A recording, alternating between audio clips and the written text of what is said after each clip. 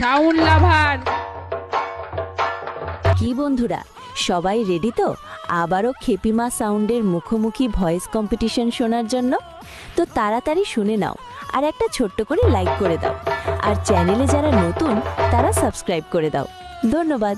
খেপিমা সাউন্ডের সঙ্গে কথা বলতে এলে একটু ভালো করে ভেবে চিন্তে তারপর আসবি।